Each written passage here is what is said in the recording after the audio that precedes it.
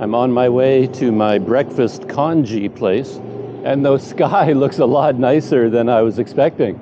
It actually looks like it's a day that you could go anywhere you wanted to. It's not, I don't think it's going to rain. So hard to judge. But anyway, I'm happy with staying in town today, especially now that I have this suggestion of where I can go for breakfast.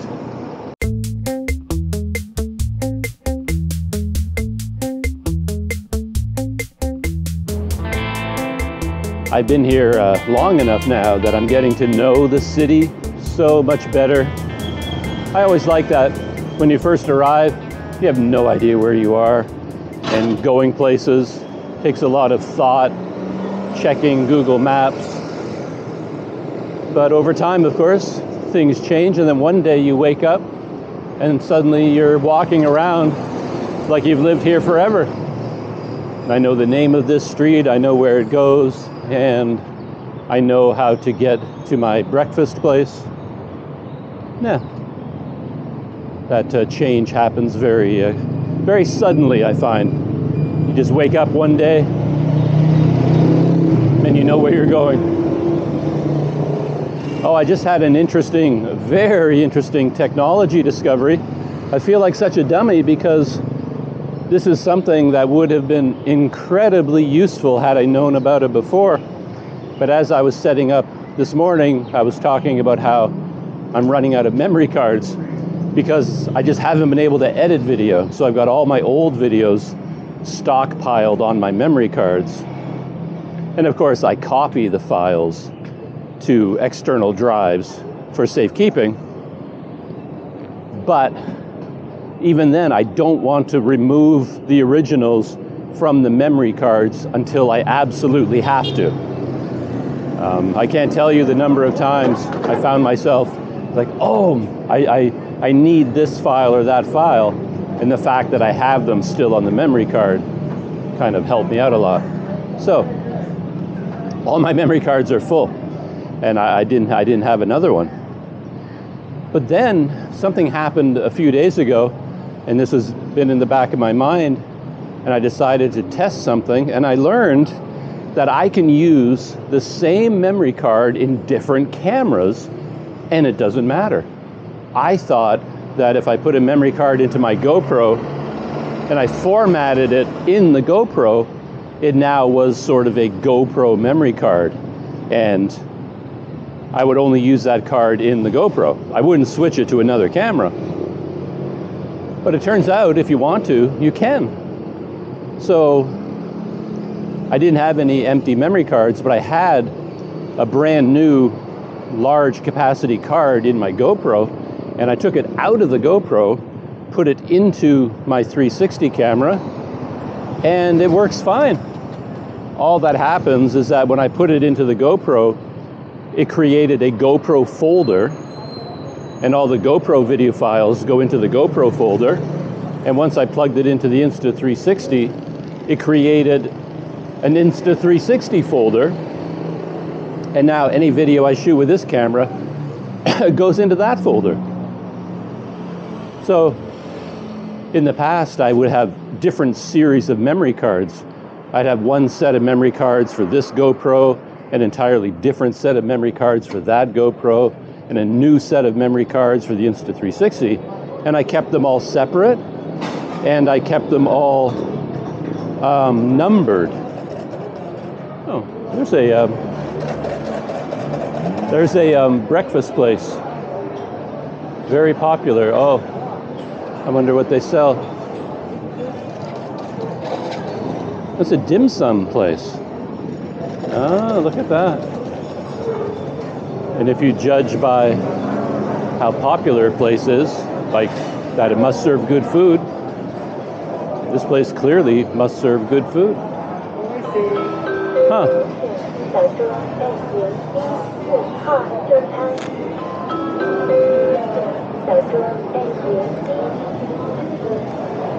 get out of here. You're welcome. Thank you.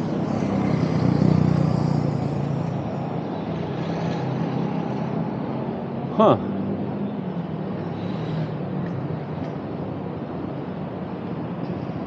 Anyway, long story short, I have tons of memory now available for both cameras. Yeah, that would make organizing a lot easier. I can just use one memory card and just keep switching it from one camera to the next, and I don't have to have multiple sets of cards. You just have to remember this and be careful not to format that card when you put it into a new camera. Because when I put this card into my Insta360, it comes up saying the card is empty, because it won't show the GoPro video files. So I don't know they're there until I plug it into a computer. So you have to be careful not to format unnecessarily. Just be very sure you know what you're doing when you format one of these cards, or you could lose all the video files from the other camera. I've reached a major intersection here by Comtar Tower, and if I remember right, I turn left here, and Chow Rasta Walk will be up ahead on my right, and that's where I'm having breakfast. Comtar Tower looks pretty impressive this morning with that light and the clouds. So I'm just going to take a picture of it.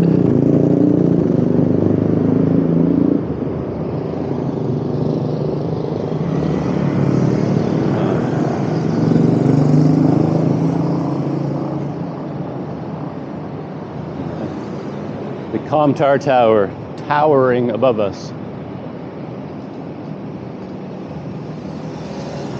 I love it when a noun matches the verb that describes the place. Of course, tower is the noun. Speaking as an English teacher, you know, that is a tower. And what does a tower do? It does the same thing as the noun. If you look for the verb, it towers. A tower is towering above us. A tower towers. The noun and the verb are the same.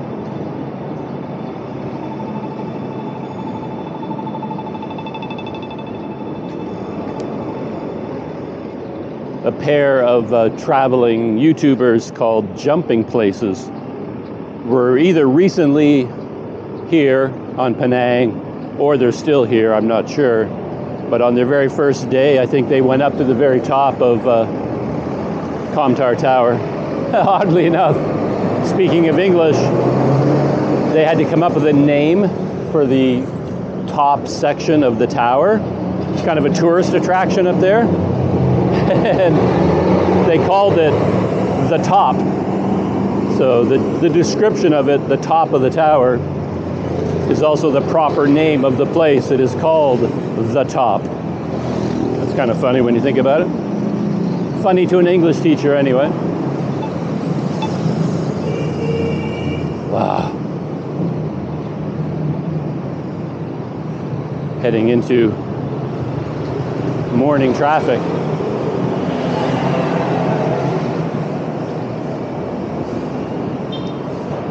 I had another random thought as I was walking along, how when you get to a new country, the physical form of the money can have an influence on how you think of its value and how you use it. I was just standing outside of a dim sum restaurant looking at the place, and there was a man there shaking a cup with change in it.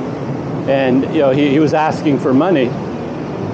So while I was standing there talking in the camera, I could hear him behind me shaking his cup. So I got out some money to give him, and I wasn't thinking, you know, about it that carefully. I just opened my wallet, took out 1 ringgit, and put it in his cup. And the weird thing is, that is because I was giving him a bill, you know, like an actual paper note. It felt like no, obviously it's not a substantial amount of money, but it felt like a useful amount of money. I'm not tossing random coins. I'm not throwing pennies into his cup. I'm actually opening my wallet and taking out a paper bill and putting it in his cup, and you have this instinctive feeling like that is, you know, a reasonable amount of money because it's a paper bill. But when you think about it, I mean, what's the exchange rate right now? It's almost 5 to 1. So it was like 4.6 ringgit to the US dollar. You know, just call it 5 ringgit to the dollar for math purposes. The 1 ringgit note I gave him is worth 20 cents. You know what I mean? And I thought about that and thought, oh, yeah, that's not a lot of money, you know? I mean, if you're going to give money to someone who's asking for it, I mean, you might as well give them enough that they can do something useful with it. And I was thinking a 1 ringgit note, so I wonder if this elevator works. Some of these work and some of them don't. I always like to test them. I know one over there works. What about this one? There we go. No. Up the stairs I go. But yeah, I was just saying that I deliberately made a choice not to give him coins. I got out a bill thinking that was better. But really, 1 ringgit bill is 20 cents US, you know? But of course, if over the course of an hour, you know, 10 people give him 1 ringgit, then he has enough money for, you know, to go out and get a meal. Yeah, this is an interesting sight here. I thought about this as I walked. I take these, this pedestrian bridge quite often to get across traffic here because it's such a busy street. And it's a very convenient thing to do. But it's also a very convenient shelter for homeless people. And, you know, some homeless people are not always the most mentally balanced. So I hesitate coming up here sometimes because I end up walking by quite a few men that are sleeping here. And some of them have sort of come at me verbally. They're a little bit, you know, unbalanced. And then you start to wonder, like, do I really want to go through that again today? So even though this pedestrian bridge is here for convenience of pedestrians to stay out of the traffic, sometimes I'll just walk across the street anyway because I don't want to deal with all the homeless that are up there. It's an interesting unintended consequence of this kind of urban design, you know, planning. And yeah, by the time you've climbed up the stairs over there, walked all the way across and come down the stairs over here, you feel like you've had a little bit of exercise. So I've noticed that a lot of local people will just try to run across the street. It's just so much faster, easier, and sometimes you know, a little bit safer even than using the pedestrian overpass. And thinking about, oh, this is a street I was looking at on Google Maps yesterday, and I was thinking of exploring it a little bit today, so maybe I will do that. This is kind of a well-known tourist street, Keng Kui Street. Kapitan Chung Keng Kui originally built this street and connected it to Penang Road. He's the only man who's been honored with 2 roads, including this one named after him in Penang. His influence straddled Perak and Penang. China honored him with the title Mandarin of the 2nd rank. But I noticed that there were quite a few restaurants and cafes, coffee shops of interest to tourists just down this one tiny street. There's one in particular that caught my eye. Actually, I think it's famous for chendol. There's 2 places down there that are supposed to serve some of the best chendol in Penang. Anyway, little aside there. But yeah, with this value of currency based on its form, is very true in Canada as well, because well, a long time ago now, but it feels it feels like a new thing. They came out with a $2 coin, because we had the $1 coin, nicknamed the Loonie, and then they came up with the $2 coin called the Toonie, like nicknamed the Toonie. So we got loonies and toonies. So you're walking around Canada with a bunch of coins in your pocket, you know, jingling away, and you think, oh, I got a bunch of coins here. They can't be worth very much. They're just random coins, you know, because you associate coins with small denominations like pennies, right? And then you take out your handful of coins and you start counting them, and quite often you end up with like $20 worth of toonies and loonies in your pocket. It's like, wow, that's worth $20. So yeah, even when you go into a coffee shop or something and you think, oh, I'm going to order a coffee, and you pay in coins, you know, you toss over a couple of toonies and a loonie, and you think, oh, that costs next to nothing. But then you do the math, and it's like, man, that was $6 or $5, because the coins actually have a lot of value. So it's just funny how you feel about the value of the money you're holding is related to its physical form, whether it's coins, the size of the coins, the shape of them, the color of them, and then bills as well. You know, you have an instinctive feeling about how much it's worth. I took a picture right here the other day when I was walking along, because it struck me as sort of, you know, the stereotypical combination of the traditional and the modern. We've got this older traditional shop house architecture, and then right behind it, Comtar Tower. So the relatively new and the relatively old.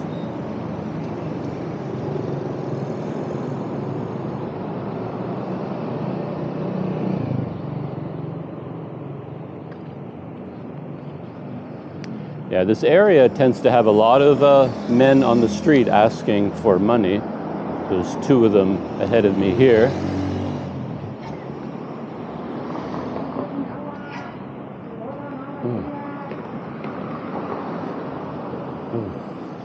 Morning. How are you? Fine, thank you. Good. Have a good day. Good day. Oh. Thank you. Have a good day.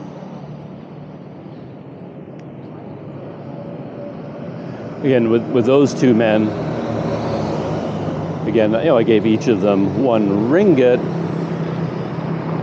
but you do kind of have to balance these things in your head. Which way is he, or which way are they going?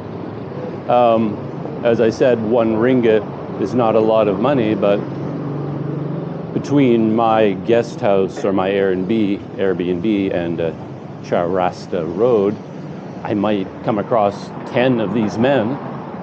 So by the time you're there, you know, it's like 10 ringgit that you've given out. And a funny thing, oh, I think this is, yeah, here it is. I'm already here. I was here the other day. I got distracted on my way to somewhere else, and I ended up spending the whole morning here instead of where I intended to go to. This is the Chaurasta Walk. But yeah, another funny thing to that is you always need change. You know, you're getting on the bus, you always need single ringgit notes. They're very useful for vending machines, for buses, for everything. You always need small change. And if you give out all of your single ringgit notes to men on the street, when you need a note yourself, like a 1 ringgit bill or something, suddenly you don't have any because you ended up giving them all away. Yeah. Kind of a short recap, my 5 snack challenge from the other day. I had some kind of a nut, roasted nut at the beginning, and then I had one of these sort of spring roll skin wrapped around a very well-known peanut butter floss or something. It was very, very good, very tasty. Oh, and check this out. I was just talking about water filters, and this is identical to the set that's in my Airbnb. So they're selling the water filters here. But I do wonder how, you know, how effective they are.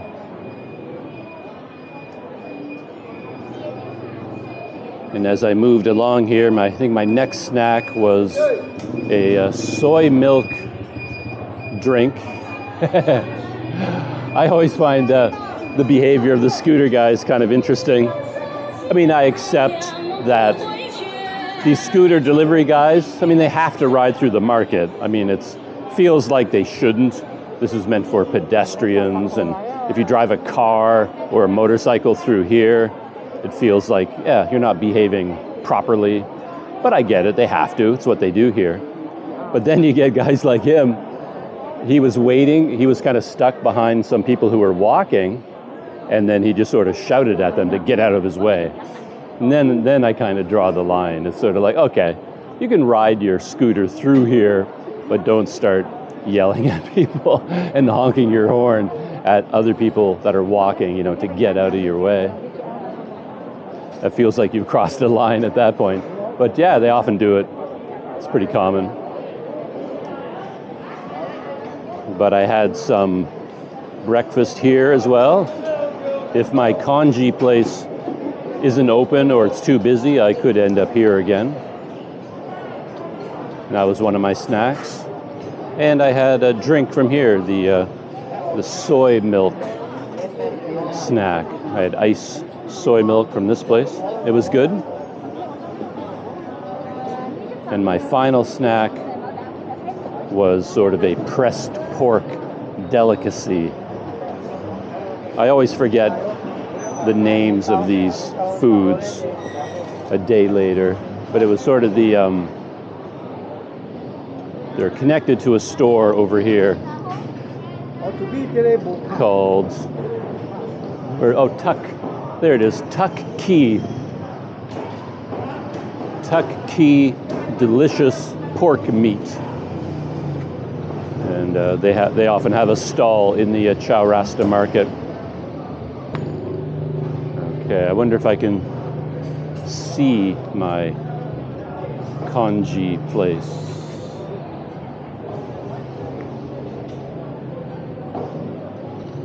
So the dish itself might be called Jook, and this could be, you know, the name of the place, Cheong or something like that, Cheong Jook. Just occurred to me that this might be takeaway only. I just sort of assumed I'd be able to sit down and have breakfast, but maybe not. I think I've already passed it. Yeah, I didn't see it.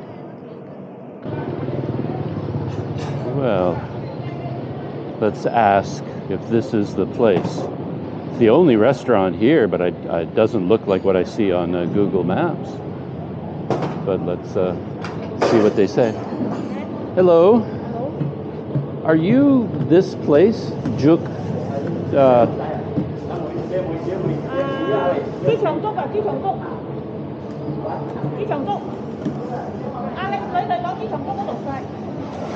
It's. You can see the flower. The flowers? The flower, the clothes there. Flowers. Yeah, that's only. You can see that. So it appears to be misplaced on Google Maps. Oh, sorry.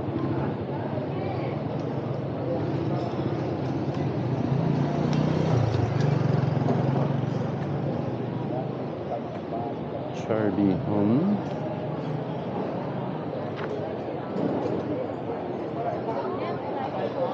Oh, is it here? Yeah, this one. This one? Yeah, this one. Oh, I see. So he can move around. Oh, thank you so much. Thank you. Oh, this is the place. Okay. On my 5-snack challenge, I was actually taking a hard look at this place because it looked really interesting, but it was really busy. And there were so many people here that I passed it up, and there was no seating, but I see one chair there, so I think I'm going to give it a try. So Yeah, it's not that it's misplaced on Google Maps. They have wheels and they move around. Hello. You have that? Yeah, very good. Okay, okay. I have a orange. Yeah. It is taking video, but maybe I can take your picture.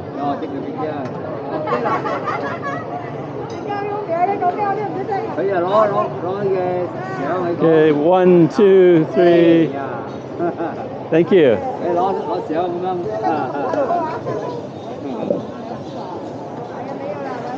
So, have one? Yeah.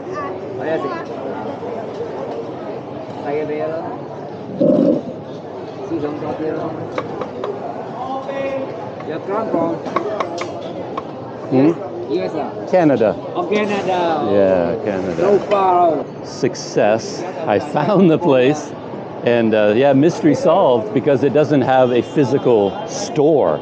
So when you look at Google Maps for its location, it's not the real location because yeah, they're on wheels and they can roll it around. And I guess this is kind of their new location because they were here the other day when I came through this market.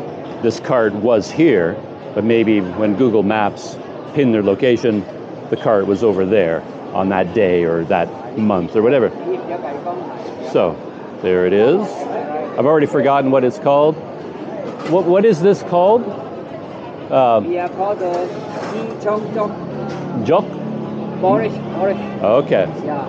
Okay. Inside the big one. Okay, the pig intestines, pig stomach. Okay. Mixed together. This one got fried roast one. This one got control one. Okay. All together to mix them. And then mix it. Okay. All right. Thank you. Yeah, it has That is because Chee Cheong Jook. Chee Cheong Jook. Yeah. Chee Cheong Jook. Jook is the origin. Okay. So I guess that's the name of the whole dish. Yeah. Chee Cheong Jook. Jook. Let's try just some of the porridge to start.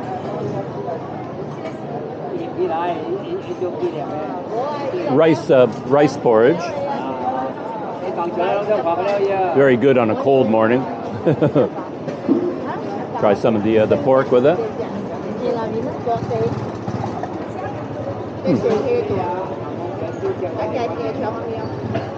Yeah, it's good. Very good.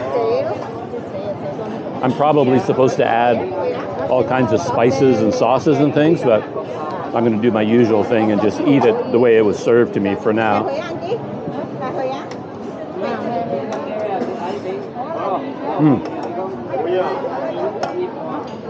And I think these parts are the deep fried intestines, and it's fried to be crunchy, you know, sort of a crunchy thing.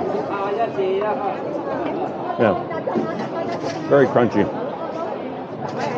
And then I think there's other pork in here, more like normal sliced pork. So it has a mixture of things. Maybe you can order different types, I'm not sure.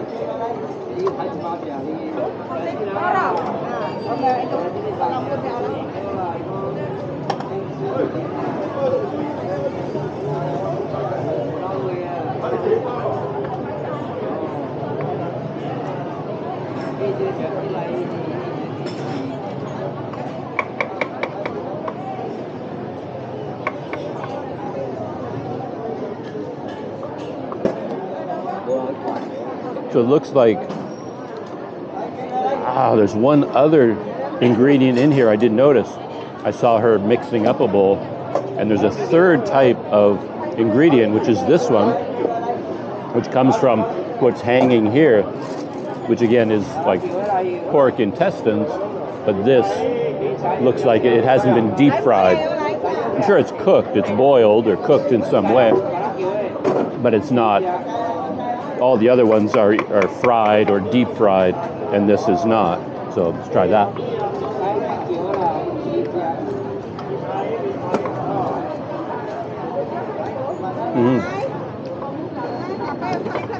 Yeah, totally different texture, of course. Interesting. When I saw them making up the other bowl for the woman, I saw them putting that in her bowl, and I thought, oh, that's different.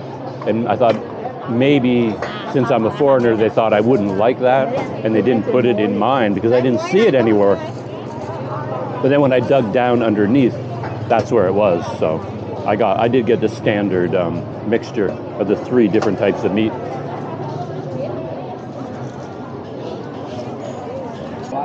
I was so lucky to find this place and that it's not busy, and there was a place to sit, and I'm treating their counter like a table.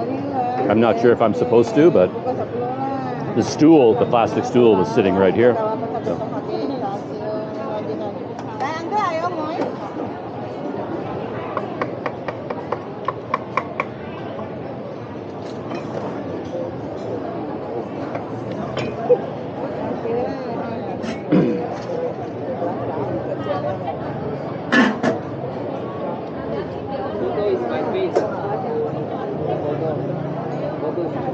That's you? Yeah, yeah. I thought so.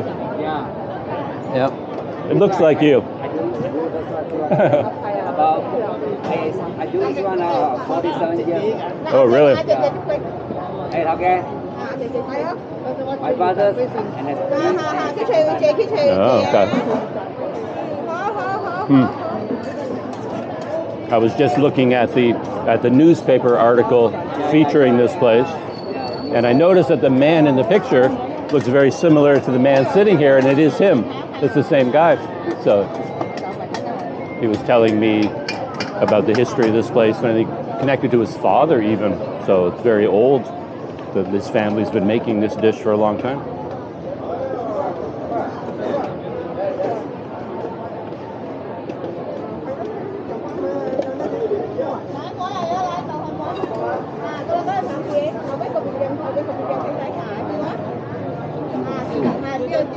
It's a good breakfast. Easy to eat, but it's also filling. Kind of sticks to your ribs, if you know what I mean.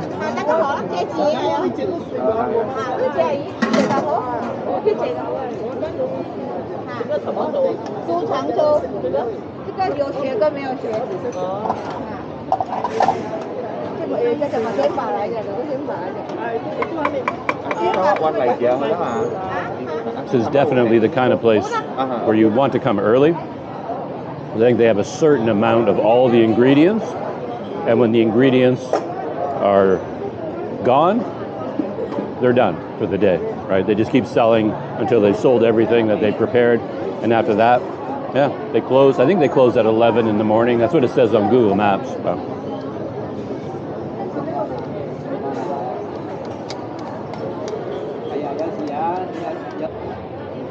I may be betraying my ignorance once again because I'm always struggling with seating. I've talked about it so many times how I'm in the markets and I never have a place to sit down and eat the snacks.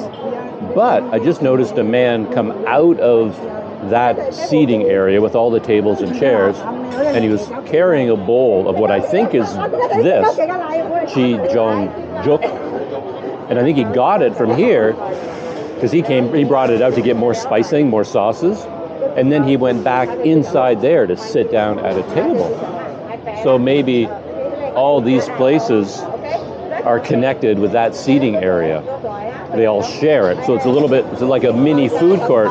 So I could get a bowl of this and eat it in there. Makes perfect sense. I just thought that was a separate restaurant. But I'll bet you I'm such a dummy that I'm just figuring that out now. I really shouldn't be allowed out into the world on my own. I'm just too dumb for this world. It takes me so long to figure these things out. 8? Okay. 8 ringgit. 8. Okay. Thank you. Thank you very much. If someone buys this, can they eat it? Oh, you're the English expert, right? If a customer, I buy this, can I eat it in there? I can sit at that table? You can sit at the table, but you drink the coffee. Oh, okay. If I buy... Every coffee shop also can. At the back also can. You bring for you. Oh, but okay. you must drink the coffee. Right. Yeah. I didn't... If you drink the coffee, it charge you now. We charge you 50 cents. Right. I thought, that's why I'm sitting here. Yeah. No need to drink. But I can sit in there. Yeah, can. Now I understand. Every coffee shop also can. Okay. You can bring for you. Just bring the food in. Yeah. You must bring the coffee. Okay. No coffee or the cold drink also can. That's like that. It's good. That's good to know. Thank you. Okay, then next time see you. Okay, see you. Okay, yep. See you. Okay, bye. Bye-bye. Put this on. Grab that. Okay. There we go. Okay, thank you. Yeah, thanks. I was just speaking with the man there. I spoke to the woman originally, and she just pointed at the man and said something about English, that if I had anything to talk about in English, he's the guy. So I spoke with him, and I asked him my dumb foreigner question about, if I buy this porridge from you, can I go into that area and sit at one of those tables? And he assured me that, yeah, absolutely you can. Yeah, it's no problem at all. All you have to do is rent the table space by buying one of their drinks. And the way he described it to me made it sound like you could just bring food in from anywhere. You didn't even have to get food from the stall outside that seating area. You could just show up with a bag of food that you got anywhere, walk in, sit down at a table, start eating it, as long as you buy a drink from them.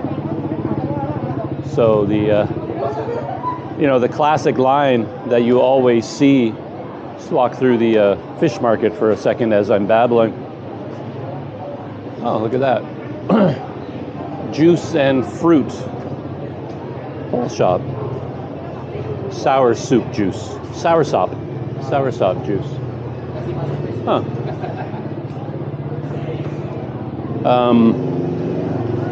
Yeah, what was I talking about?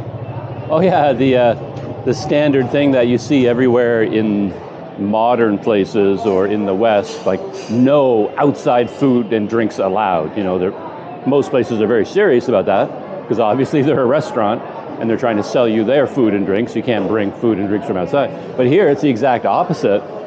They want you to come in, buy their drinks, and to do that, you can just bring in any food you like from anywhere. And of course, I'm just figuring that out now. Yeah, it's a bit earlier right now than my first visit to this fish market. So it's quite a few more stalls are open. White snapper. White snapper? You're from England? Canada. Yeah. Timber. What's that? Timber. Oh, timber, yeah. A big logging industry in Canada. Yeah, a lot of trees. Yeah. History when I was small. 40 years, 50 years ago. Okay. Yeah, in our history book. Oh, you're reading about Canada and the timber industry. Yeah, it's still there. Big timber industry. Yeah.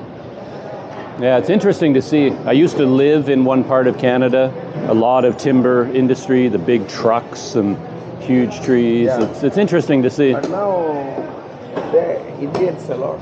Yeah, still in that whole area, a lot of Indian communities, native Indian, yeah. Ceylonese, Sri Lanka, from Sri Lanka. Oh, you mean from India?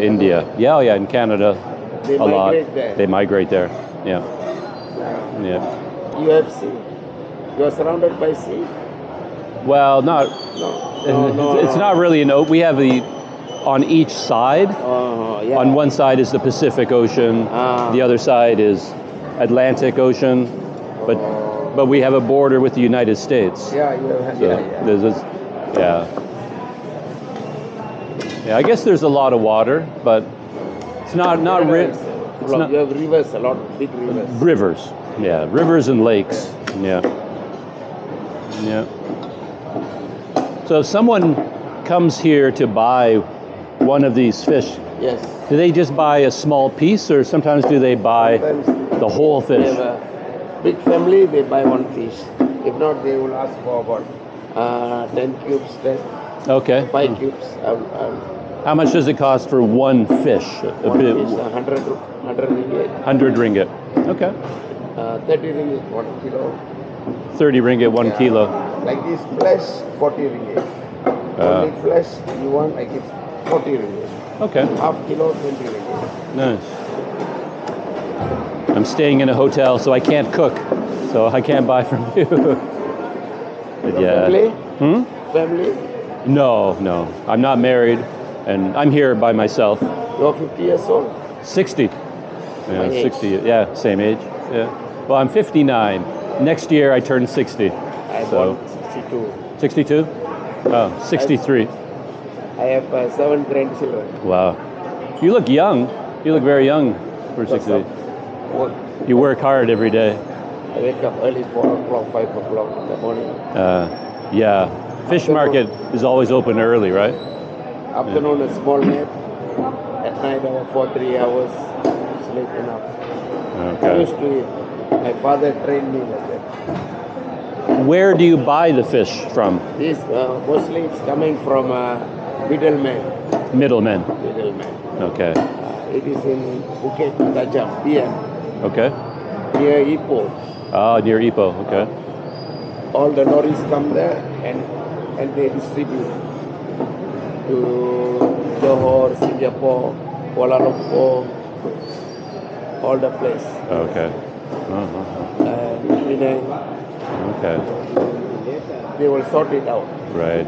So the trucks are refrigerated, of course. No, They- no, no. This is all fresh fish. Oh, okay. So they use broken ice.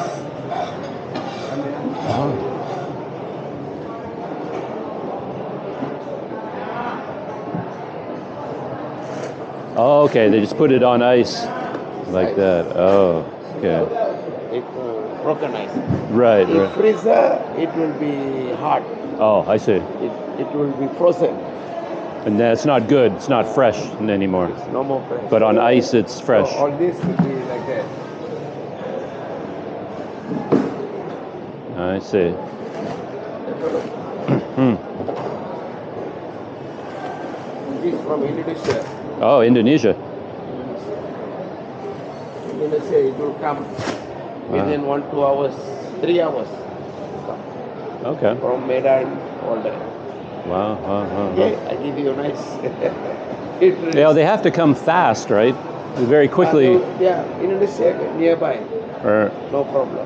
Sometimes from Thailand, also from Thailand. hmm. You see the broken ice? Yep. Will be, afterward, I will top up. Okay. Top up. Finish work, I'll top up. This can stay for 3-4 days, 5 days. Okay. To change the ice. Oh, really? 3 or 4 days you can keep it. No need for freezing. I see. Yes. Huh. How did you start in this business? From your family, your father? Yeah, from my father. Okay. Have a drink? Sure. Hey, Raza, I want to tell you,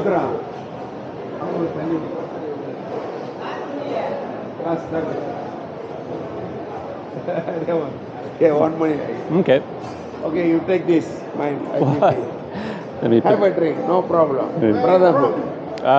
Canada. Take Canada. Slowly. Put that away. Ah, thank you.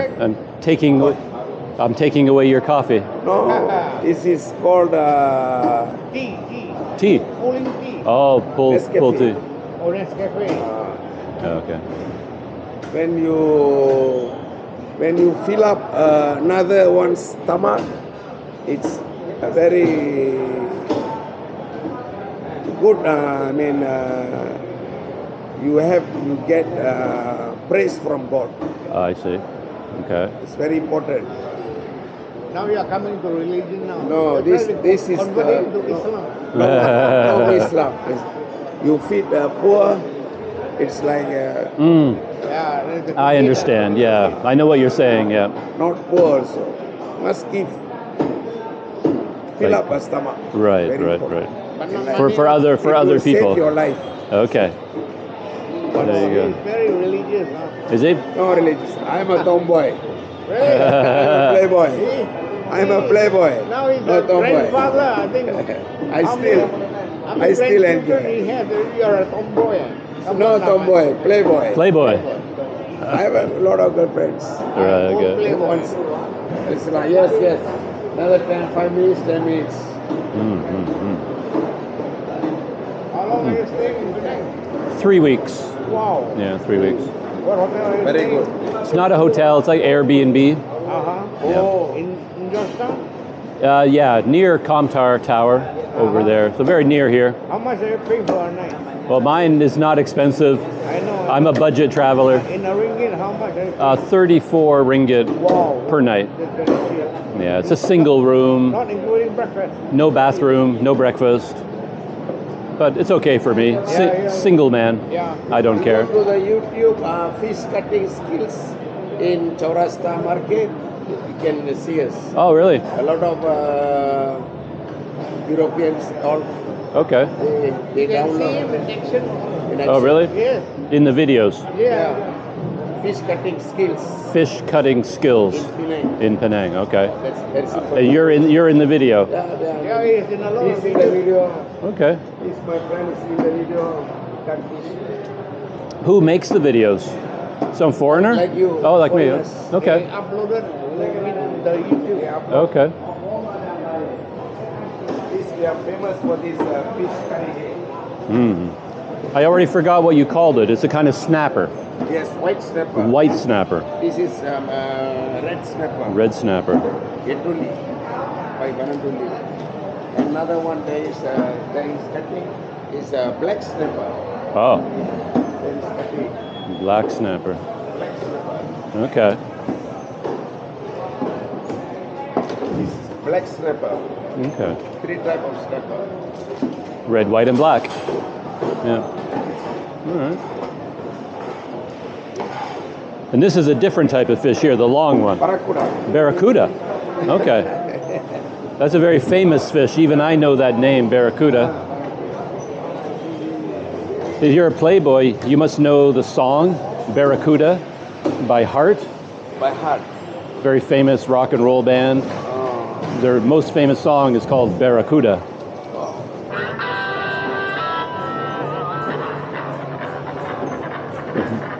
Rock and roll. 9 kilo. Bersih ya. Bersih 7-6 ni. When I was a teenager, it was one of my favorite bands, Heart, you know.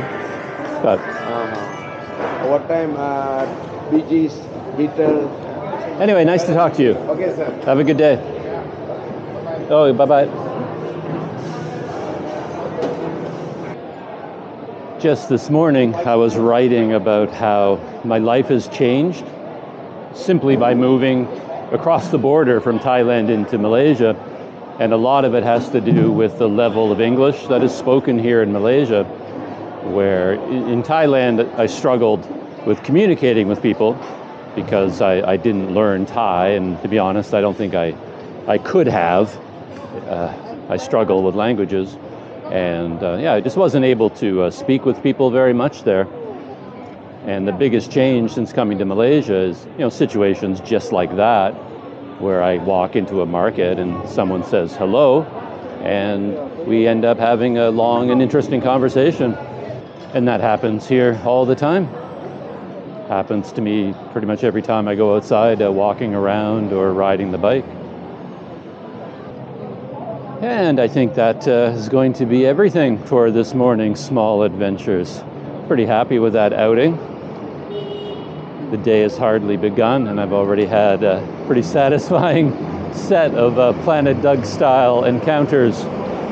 Just walking here, and then my breakfast, surprisingly successful. I think I was quite lucky to find that place and have such a good experience there. And then a random encounter in the fish market. Yeah, I enjoyed that quite a bit.